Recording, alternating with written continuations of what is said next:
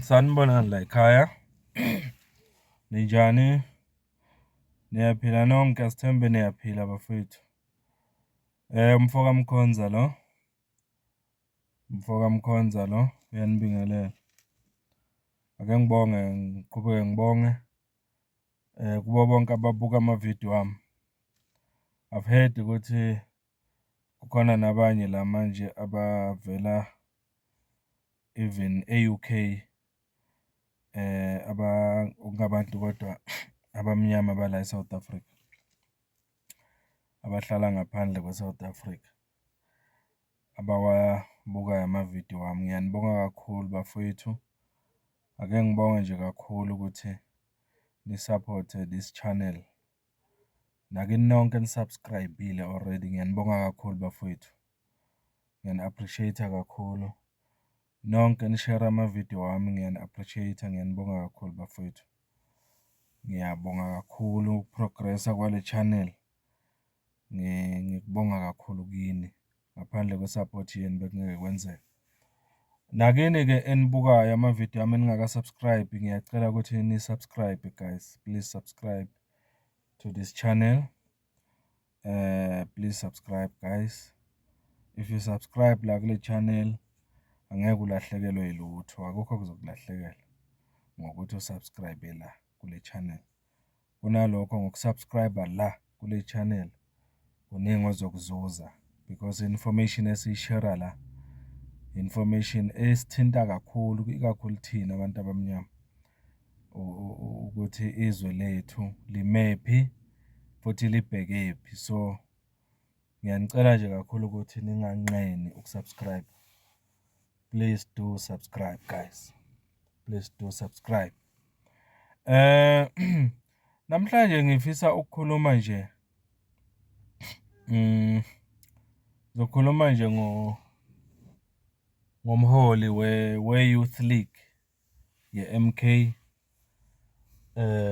umnumzane uBonginkosi Khanyile. Izinto engizoyikhuluma la izinto okuwukuthi eziningi zazo ngizithole kwi-press briefing abenayo nabezindaba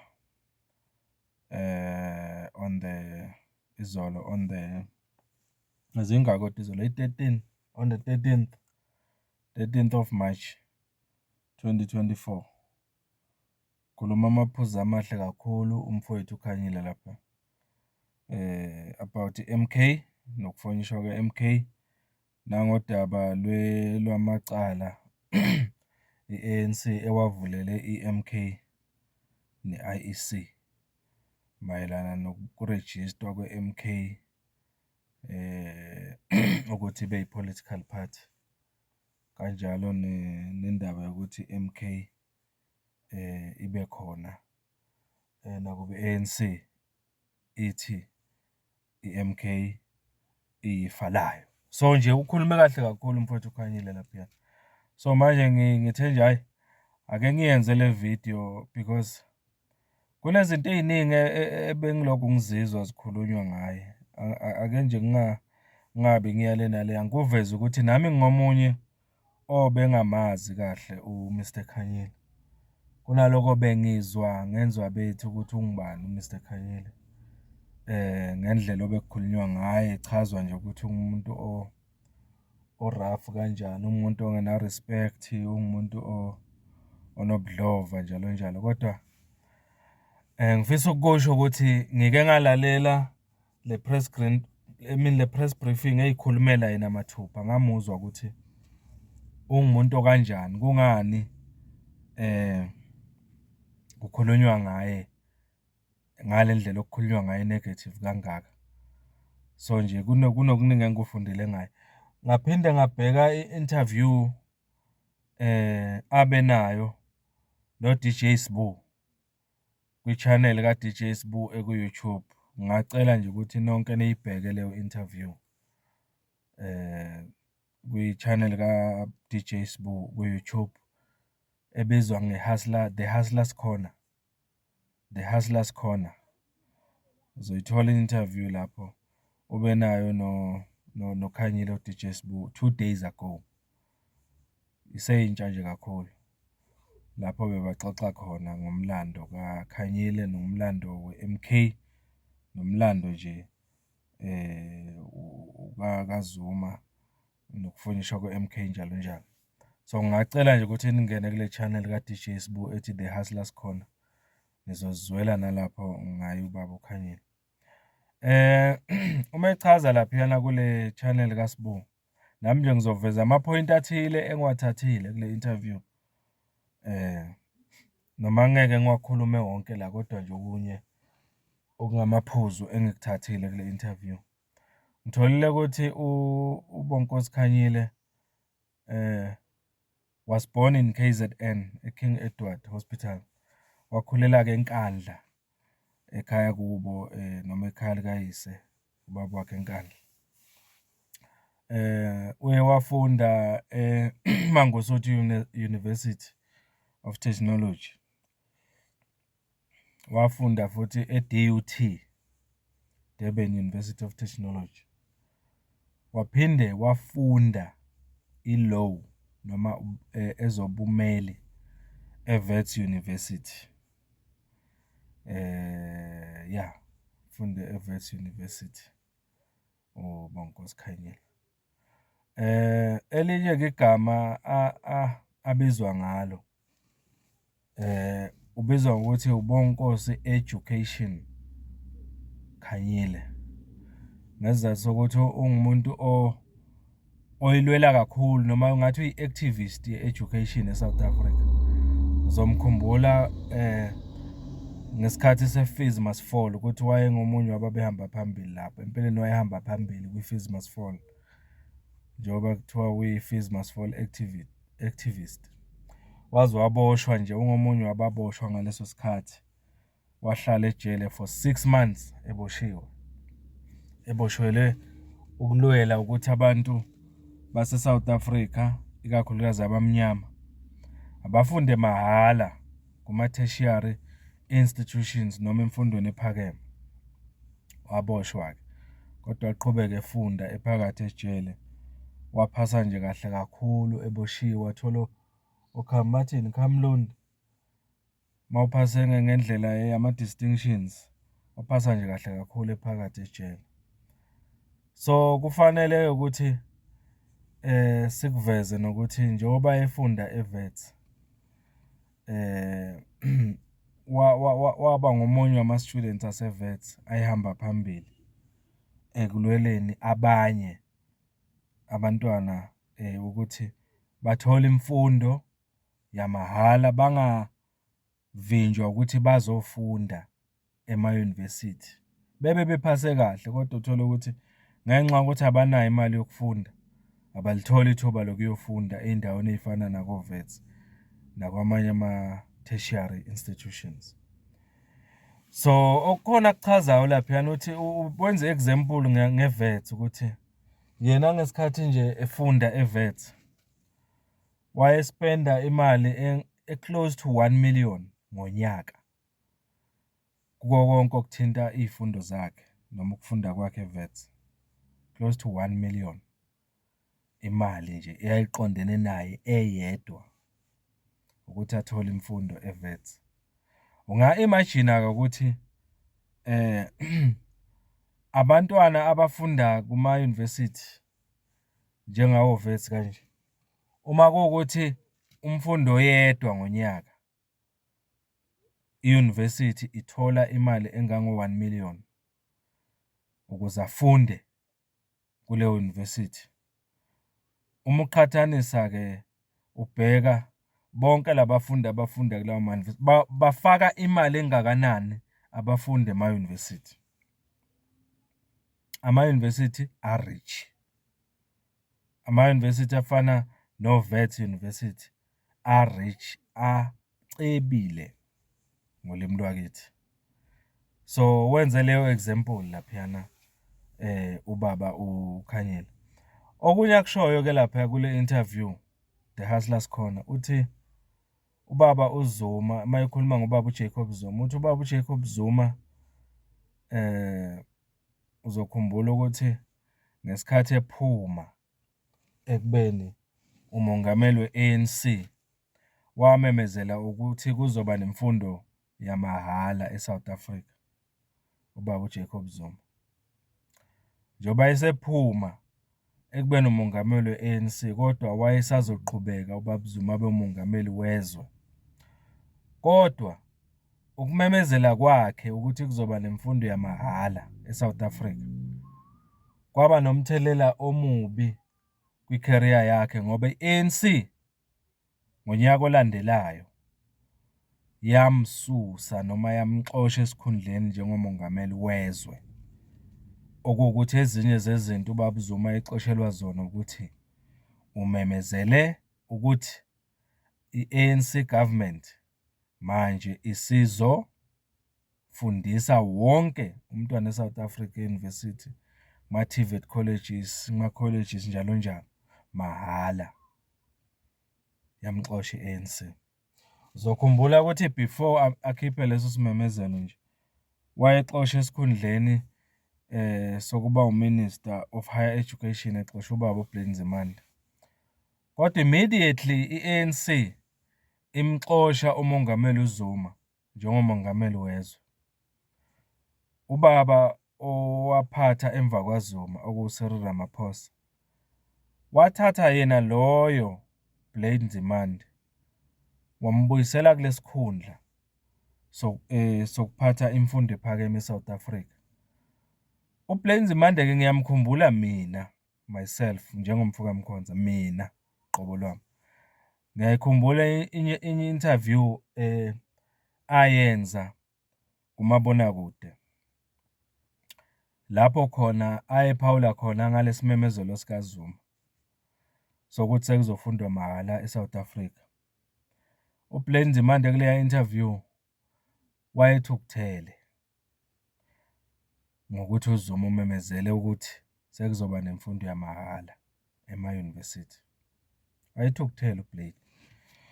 Wazi wakuveza nje ukuthi lesinqumo esenziwe ubaba uMsholozi akusona isinqumo ekuwukuthi sithathwe ngendlela efanele kucatshangwe kahle.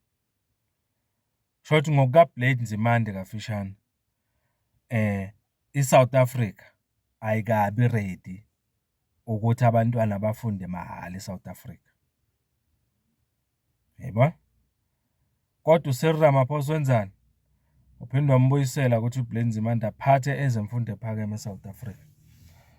Khumbula ukuthi ukulwelwa kokufunda mahhala eSouth Africa kuqala manje njengoba kuphethe uCyril Ramaphosa. Bekulwelwa kusukela kudala. Kodwa ke sizokuveza njengoba siqhubeka nale video okunye okubonisa ukuthi imfundo ephakeme yaseSouth Africa ayikaze ibe nobulungiswa uma kufika kumuntu omnyama. Sizokuveza lokho. Okunye la okuvezwa ubaba uKhanyile wenze example ngezwe laseCuba. Uyasazisa ukuthi eCuba imfundo ephakeme imahhala. Uma nje umfundi ephasile eCuba equalify ukuthi ayofunda kunoma yiphi institution, loyo mfundi ufunda mahhala akakhokhi nix. Kungani? Kungenxa yokuthi eCuba imfundo bayazisa kakhulu. Bayazi ukuthi ikusasa laseCuba lilele ekutheni intsha yaseCuba ifunde yonke. Intsha yaseCuba ifunde yonke. Uziyaveza la ukuthi lelazwe laseCuba yizwe nje uma uliqhathanisa neSouth Africa, yizwe elisemuva kakhulu ngokwezomnotho, liphuwa. Kodwa nakuba liphuwa linjalo, abantwana baseCuba bafunda mahhala ema-university. iSouth Africa is a rich country. It's one of the richest countries in the whole world, iSouth Africa. Kodwa imfundo yaseSouth Africa iyakhokhelwa. Akufundwa mahhala eSouth Africa. Ama-strike ke eSouth Africa ema-university nasema-college are never ending. Bukele iy'ndaba manje. Uzofika uthole amaphoyisa edubulana nabafundi kuma-strike ema-university nasema-college. Bayatoyitoya abantwana bafuna imfundo yamahhala. Abakhokhelwa ema-res, abakhokhelwa iy'fundo zabo, abakhokhelwa izinto ey'ningi abazidingayo ukuze bathole imfundo e-right eSouth Africa. Bayastrayikha, babizelwe amaphoyisa badutshulwe. Yinto eyenzakalayo leyo eSouth Africa. Akusinto yanamhlanje nje kuphela. Uyabona nje mina ngakwenzela example ngami. Qobo lwami. Mina ngifundile eVets. Yabo nje 2007 mangifunda eVets University. Ngafunda mina ngonyaka okwakufunda ngawo uMbuyisendlozi lo we-EFF. uMbuyisendlozi ngo-2007 wayelapha eVets. Nami ngangilapha, ngangifunda khona. Abantu abafana Thuthukile Zuma, indodakazi kababa uMsholozi, sasifunda nabo eVets ngaleso sikhathi. Abantu abafana noSibanda lo mshushisi lo lapha ecaleni likaSenzo Meyiwa, lona nje abeshushisa lapha eshushisa u-accused number 1 and 2 ecaleni likaSenzo Meyiwa. uSibanda ngangifunda naye loyo, ngangihlala naye futhi eRes. Abantu esasinabo eVets ngo-2007 sasinabo estrikini eVets euniversity, kulwelwa ukuthi abafundi bafunde bakhokhelwe u-NSFAS bathola imfundo, ngoba abafundi abaningi babexoshwa ngokuthi abakhona ukufunda, babengakhona ukuthola ama-res, bangakhona ukuthola ama-accommodation ngokuthi u-NSFAS uthi awunamali awukhona ukubakhokhela labo bafundi. Sasisemshikashikeni sistrike. Cabanga 2007 ngaleso sikhathi kwakusaphethe uPresident uThabo Mbeki eSouth Africa. So nje umzabalazo wokuthi iy'ngane y'funde mahhala e-university akusinto yamanje, into yakudala. Namanje kodwa kusaliwa into efanayo. Umzabalazo womuntu omnyama ukuthi afunde athole imfundo e-right yamahhala futhi eSouth Africa. Yinto eselokhu iqhubeka manje from emuva le. Can you imagine? Each and every year makuqalwa unyaka kuvulwe ema-university, kuvulwa ngeyistrike. Abantwana abakhona ukuyofunda, abakhona ukurejista. Ngani? To NSFAS angeke ubukhona ukubafanda noma ukubakhokhela. Yini? Imali ayikho eSouth Africa kanjani? Uma kunamazwe afana noCuba aphuwa, angaveli ngisho ko-top 10 ko-top 20, ake ngibe nje kanje, ko-top bani in the world makukhulunywa ngezomnotho, kodwa fundisa iy'ngane mahhala ngatheshiyari. ISouth Africa ithi ayikhona yona, okuyizwe elirich kangaka. Kwenziwa yini lokho? Umbuzo kufanele sizibuze yona lo. E-UKZN ngifundile ngo-2012, 2013 ngangikhona lapha e-UKZN. Same thing, ama-strikes. Kwakustrike abafundi bedutshulwa, beshaywa ngo-tear gas. Kwakunzima lapha, umzabalazo. Kulwelwa ukuthi abantwana bayofunda, u-NSFAS bengawutholi. Akhumbula nje ngo-2013 inhliziyo yami yayibuhlungu kakhulu lapho. I remember amanye ama-students engase ngiwajwayele sifunda nawo. Amanye efunda esafika enza o-first year, ahamba abuyele emakhaya. Sesiwajwayele, sihlala nayo ecampus. Esetsheliwe ukuthi i-funding angeke nibe nayo. Can you imagine le pain yokuthi uthi usuwaziwa ngisho endaweni yakini ukuthi uzibanibani use-University of KwaZulu Natal uyafunda. Ufundela i-social work, ufundela i-law, ufundela whatever. So yabonakala uyabuya nezikhwama ekhaya. Akasaqhubeki nezifundo zakhe. Kwenzeka phambi kwami ngibuka. e-UKZN, iy'ngane zibuyele emakhaya. Inhliziyo yami yaba buhlungu kakhulu, angifuni ukuqamba ngalowo nyaka ka-2013. So kwakunzima kakhulu. Kungani i-government yase-South Africa ephethwe iqembu labantu abamnyama, i-ANC, yehluleka ukufanda noma ukukhokhela iy'fundo zabantu abamnyama? Uvelile kule interview abenayo laphayana uDJ Sbu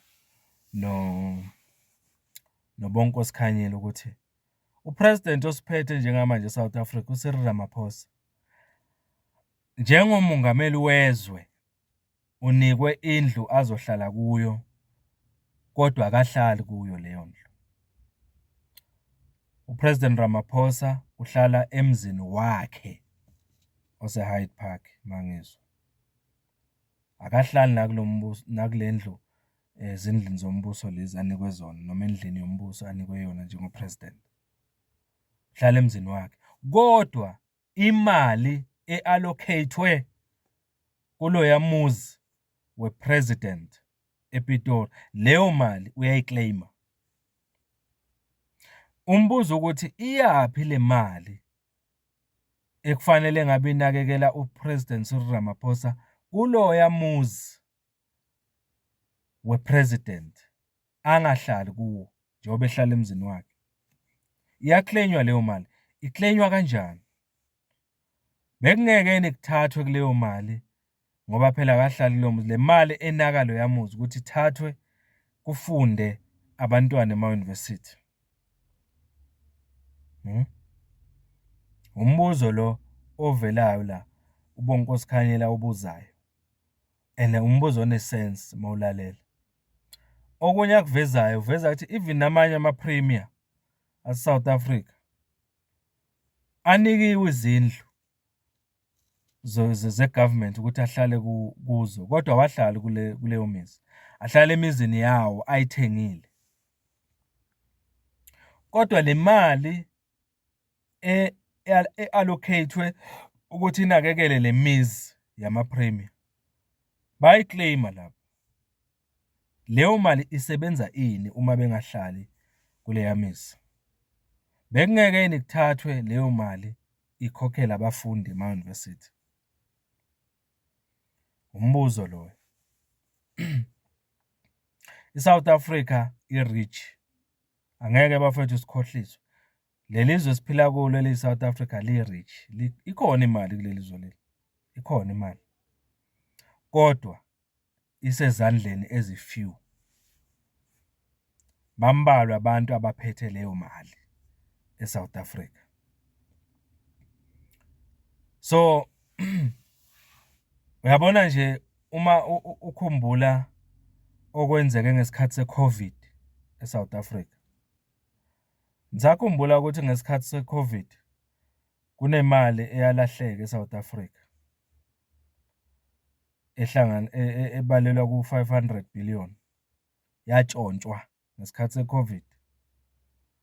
Enye yaleyo mali kwakufanele iye kuma-artist noma kumaciko ase-South Africa, iwalekelele ngalesikhathi se-COVID ngoba amaciko abengakwazi phela ukuya kuma-gig ngenxa yokuthi abevalelekile. Lawo ma-artist awayitholanga leyo mali kuze kube namhlanje. Amaningi nje nanamhlanje asakhala i-COVID iwadestroyile ama-artist ase-South Africa. Amabhizinisi abantu abamnyama base-South Africa okwakufanele bazuze kuleya mali azange bazuze kuyo, yatshontshwa i-government ye-ANC. Nanamhlanje amabhizinisi abantu abamnyama afa nge-COVID. Kuze kube namhlanje abakhoni ukuwavusa lawo mabhizinisi. Le mali leyo eyatshontshiwa lapho yenziwani? Yatshontshiwa yaya kuphi? Ngoba ukube mhlambe besizothi i-government mhlambe ithi hayi leyo mali yasetshenziswa ekuthaneni ikhokhele ama-students ema-university nasema-college, ngabe siyezwa. Yashonaphi leyo mali? Khona okuvelileke futhi lapha kule interview ka DJ Sbu noBonginkosi Khanyile. I-channel ka DJ Sbu bafethu ithi The Hustlers Corner. Niyibheke le interview. Kunegama elivelile lapha lika Michael Dwa. Livezwa uye uBonginkosi Khanyile. Uthi uMichael Dwa lo is a German shareholder in the South African Reserve Bank. uMichael Dwa unama shares kodwa unama shares eReserve Bank noma ebhange ngodla lase South Africa. Kodwa ungokudabuka eGermany, akahlali ngisho la South Africa lo muntu. Yena nefamily yakhe banama shares eSouth Africa. Bahlele eGermany kodwa benza imali eSouth Africa, bezihlalele eGermany. Benza imali eSouth Africa. eReserve Bank ebhange lethu njengabantu base South Africa. Benza imali bona lapho. Uthi uBonginkosi Khanyile, kwenzeka kanjani lokho Mr President? Yini labo bantu labo bengakhishwa kule Reserve Bank yethu kufakwe osomabhizinisi base South Africa babe nama shares kule bhange elithinta eSouth Africa? Nami bengakholwa ukuthi ukhona umuntu onjengaloyo. uDJ Sbu uze wakhipha ifoni wagooglisha. Michael Dwa wavela nangempela ukuthi ukhona unama shares futhi eReserve Bank.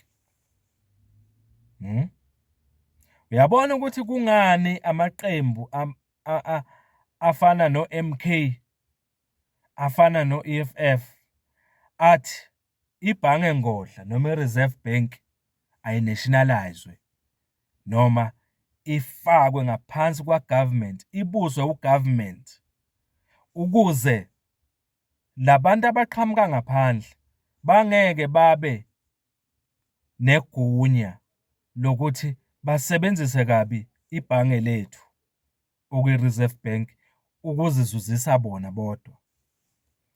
Because njengamanje phela ama-shares alapha eReserve Bank gcwele abantu bangaphandle lapha, futhi abantu abangena interest ngenhlala kahle yethu njengabantu base-South Africa, ngenhlala kahle yethu njengabantu abamnyama, ne-future yethu noma i-future yabantwana bethu. So ingakho i-EFF ne-MK zikhuluma ulimi olulodwa mazithi nationalize this bank. Fakani i-Reserve Bank ngaphansi kombuso ukuze lizokhona ukulawuleka, futhi inzuzo eyenziwa lapha kulela bank isize abantu base South Africa abamnyama ikakhulukazi. Okunye uBonginkosi Khanyile akuvezayo kule interview uthi ama-EPWP siyababona mos laba abagqoka ama-overall a-orange abavuka sibona besiklinela lana umphakathi benza yonke into. Uthi uBonginkosi Khanyile labo bantu kufanele bathole ama-permanent jobs, la baqashwe ngokuphelele lapha. Hayi lento ukuthi banikwe lama-peanuts abanikwa wona benza umsebenzi obaluleke kangaka. Abaqashwe, yilokho akushoyo. Uphinda akhuluma ngendaba yama-internships ukuthi ama-internships eSouth Africa akuphele lokuthi atholwe ngabantu abaneminyaka u-35 years nangaphansi. Mase over 35 years awusakhona ukuthola i-internship. Uthi akuphele lokho. So okunye akuvezayo uthi abantu abamnyama abasemabhizinisini ngeke baze bakhona ukuphumelelisa amabhizinisi abo kulomnotho indlela ohlelwe ngayo njengamanje eSouth Africa. Kumcasula kabi la uBonginkosi Khanyile ukuthi kuthiwe umuntu omnyama uyivila.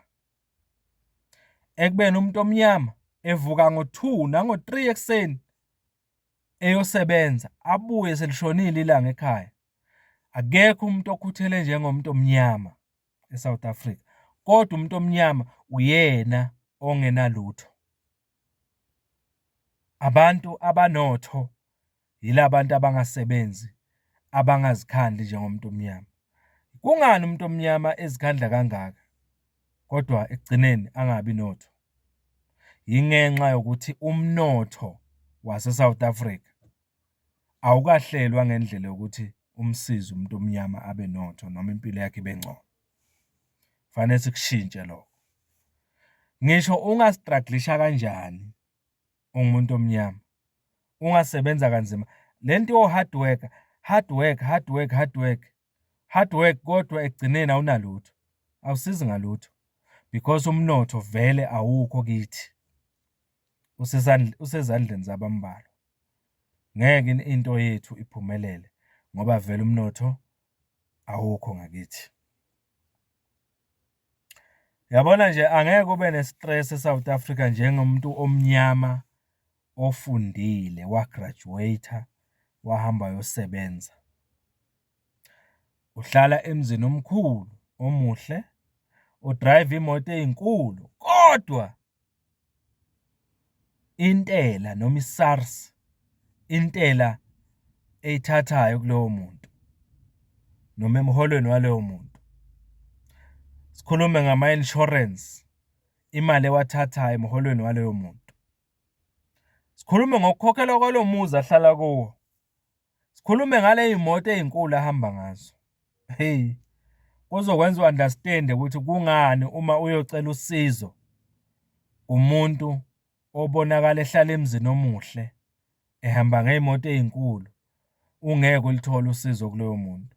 Ehlala ethi I can't help you, anginalutho. Uqinisile akanalutho vele. Because lempilo ayiphilayo impilo efiswa noma ubani, kodwa uma usuphakathi kuyo uzofika uthole ukuthi iyona ebanga stress leyo mpilo ukudlula ezinye izinto, because impilo yomuntu omnyama inzima. Ungambona ephila lempilo leyo nihamba ngale imoto ezinkulu. Uthola uhamba ngemoto ezinkulu kodwa ipetrol ilapha phansi. Akakhona ngisho ukufaka ipetrol. Akakhona ukwenza lutho. Kodwa emphakathini unesifiso sokuthi avele njengomuntu onotho. Empeleni akanalutho. Abantu abanotho yila bantu babona behamba ngamachapachapa, begqoke izikhindi lapha edrobheni, abelungu. Emabhenki kuyanyekazela imali, banazo imali labo bantu ngoba umnotho uhlelwe ngaleyo ndlela. Akufanele kushintshe lokho. Kufanele kushintshe lokho. So bengilalele le nkulumo kaBonginkosi Khanyile no DJ Sbu kule channel. Ngizuze okuningi kakhulu laphiyana. Ngifunde okuningi kakhulu futhi ukuthi sengawushintsha umnotho wase South Africa ukuthi uvune umuntu omnyama, impilo yethu iyohlala nje. Uyabona nje, ake ngikwenzele example. Uyazi ukuthi abantu abadayisa ama-drugs eSouth Africa, ama-drug dealers nezinkabi, labantu abathengwa ukuthi babulala abantu, naba abantu aba-rich. Kungani be-rich? Yingoba imali yabo ayitaxwa, iza njengoba injalo. Phela imali yama-drugs noma yokuthenga ama-drugs ayingena ebhenki. Ayingena ebhenki leyo mali, ayitaxwa futhi. Akayazi nokuyazi uSARS leyo mali ukuthi umalini, wenza malini mawudayisa ama-drugs. Iy'nkabi, imali ekhokhela iy'nkabi, leyo mali leyo ayingena ebhenki, zinikwa ngesandla. 100,000 njengoba unjalo, ufakwe esikhwameni noma eplastikini elimnyama, unikwe uhambe. Yayibona? So is the very same thing eyenzeka kulabantu abaphethe umnotho wase South Africa. Labantu abaphethe umnotho wase South Africa, njengoba nje sithi akunationalize yonke into ifakwe ngaphansi kombuso. Lapha kulama companies wabo, private companies, awuyazi imali laundering yenzeka lapha. Ukushushumbiswa kwezimali okwenzeka lapha awukwazi. Ba-rich laba bantu and imali yabo ayidluli ngisho ku-SARS. Ake ngikwenzele example. Malini etholakala ePhalaphala kwi-farm kaPresident Ramaphosa malini? Leyo mali leyo uSARS azange ayiprocess, akazi lutho uSARS ngayo leyo mali. Leyo mali leyo ayizange ingene eReserve Bank, kodwa yatholakala ngaphansi kwemibhede enkambu noma efarm kaRamaphosa. Indlela abenza ngayo vele laba abaphethe umnotho eSouth Africa. Lokhu nje okwenzekile ukuthi kutholakala leya mali ephalaphala, it's just a tip of the iceberg. Okuningi lokho esingakwazi. So nje ngizama ukunikhombisa la ukuthi lezi zinto ezikhulunywa la uBonginkosi Khanyile kule interview izinto ezikhona. As much as singamlebula sithi uzwakale nodlame lomfana, uzwakale engahloniphi, kodwa lo mfana unama point. Ukhuluma into ekhona, kumele ukuthi sikunake lokho akushoyo. Ungikhumbuza uCIC we-EFF uJulius Malema. Yabo uma ekhuluma uMalema, mawuzonaka indlela akhuluma ngayo uMalema, unake yona, uzolahlekelwa ngokuningi kwalokho akushoyo enkulumeni yakhe, ngokuthi wena unaka indlela akhuluma ngayo. Naka izinto ayishoyo, ukhohlwe indlela akhuluma ngayo. Kukhona lamagama avama ukukhulunywa lapha esiZulwini kuthiwe uma ngabe kosiwa inyama sekuhleli idliwa lapha. Unganaki ukuthi oqoba inyama inzipho zakhe zinjani, lidla inyama wena, ukhohlwe umqobo wenyama, ngoba uzobulawa indlala at the end of the day. Iyona ndlela okufanele sinake ngayo uBonginkosi Khanyile uma ekhuluma ephambi kwabantu. Asinake izinto ayishoyo, sikhohlwe ukuthi uzisho kanjani, because okubalekile izinto azishoyo ukuthi ziyini, zithini. Sengiphetha kule briefing ayenzile uBonginkosi Khanyile izolo ne-leadership yakhe Youth League ye-MK. Ukhulumile laphiyana ukuthi abantu base-South Africa banelungelo lokuzikhethela ukuthi ubani oba ku-ballot paper njengoba siyovota, obukabani ubuso abafisa bube ku-ballot paper uma kuyovota. Abantu base-South Africa banelungelo lokuzikhethela. So le ndaba yokuthi kuthiwe i-MK kufanele ikhishwe ku-ballot paper, into ekufanele ukuthi siyilwe ukuthi ingenzeki leyo njengabantu base-South Africa. Uyayifavor noma uyifavor i-MK, kubalekile ukuthi ilungelo labantu base-South Africa, ilungelo labantu abamnyama lilwelwe ukuthi ubuso bukababa uZuma mabube khona ku-ballot paper ngoba lifunwa abantu base-South Africa. Uyabona nje ukhuluma indaba yokuthi kulaba abathi ubaba uJacob Zuma akufanele abe lapha ku-ballot paper ngoba kusenefu elingaphezulu kwekhanda lakhe ngendaba yokuthi ubuya ejele, useke waboshwa. Uyakuveza uBonginkosi Khanyile la ukuthi kumele sihlukanise phakathi kwe-ballot ne-parliament oath. Ubaba uZuma unelungelo lokuthi abe ku-ballot paper. Yebo, singakhuluma mangabe sekufanele kuyofungwa eParliament, kungasebenza eminye imithetho lapho, because vele amalunga aya eParliament kufanele kwenziwe kuwo lokho okubizwa nge-vetting, ahlole ukuthi ayafaneleka yini. Kodwa kwi-ballot paper noma ekuthi ubani ubuso, ubukabani ubuso kufanele bube ku-ballot paper, nobami njengomfokamkhonza bungaba khona lapha, nobukabani bungaba khona. NoZuma unelungelo lokuthi uma abantu bethi sifuna ubuso bakho ephepheni ukuthi umele i-MK, ilungelo likaZuma lelo, ilungelo futhi lama-supporters kaZuma ukuthi kwenzeke lokho. So uZuma uyafaneleka ukuthi abe khona ku-ballot paper. Nge-19 March kuyiwe eBloemfontein enkantolo ezokudluliselwa kwamacala noma i-Supreme Court of Appeal. Kuqhubeka icala i-ANC elivulele i-IEC. Ithi ANC wena IEC uyiregister kanjani iMK ngoba kunezinto eziningi ezingafaneleki ngale party le ukuthi ngabe ikhona ku-IEC.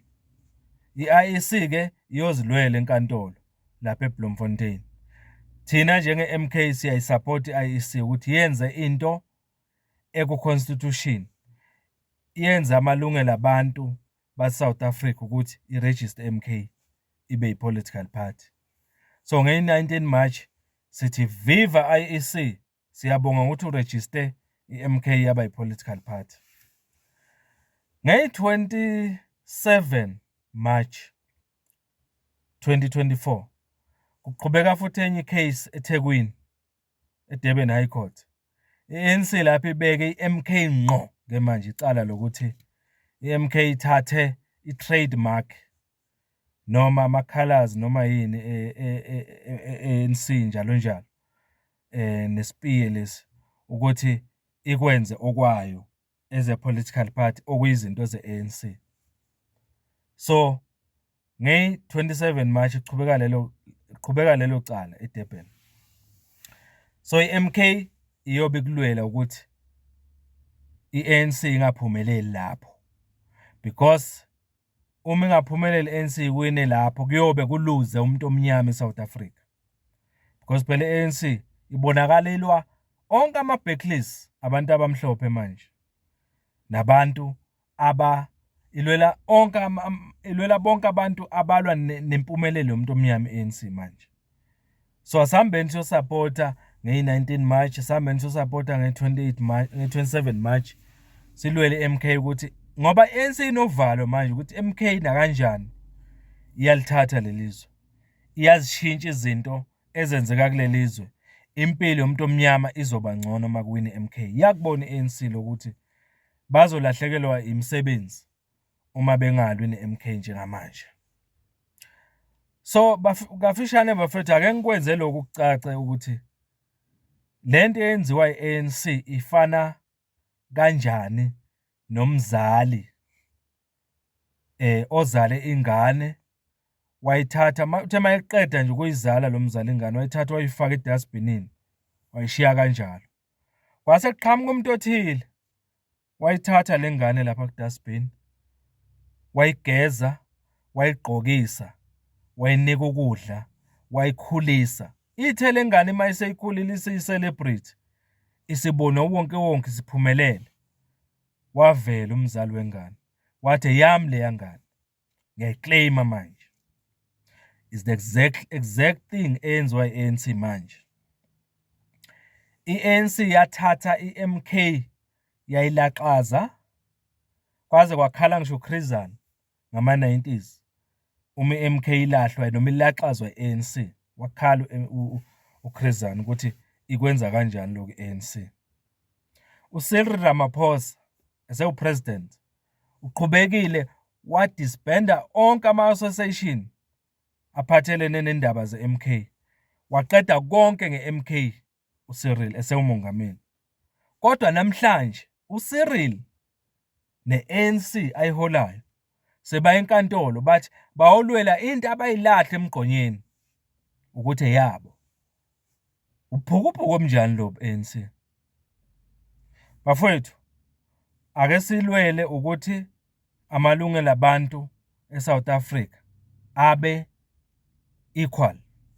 Umuntu omnyama ngeke impilo yakhe ibe ngcono uma sisasupporta i-ANC. I-ANC iyi-barrier noma iyona manje eme phambi kwempumelelo yomuntu omnyama. Bonginkosi Khanyile, you are a leader, my brother.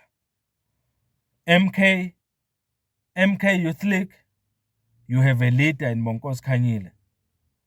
This young man is well educated, is smart, is intelligent, is courageous, is brave, and is a kind of leader that is needed by MK to galvanize the youth ukuthi ayiye okhethweni nge-29 May 2024 iyovotela i-MK ukuze impilo yomuntu omnyama izoshintsha eSouth Africa. Vote MK on the 29th of May 2024. Thank you so much. MfokaMkhonza lo. Subscribe and share this video. Ngiyabonga kakhulu bafowethu. Thank you so much.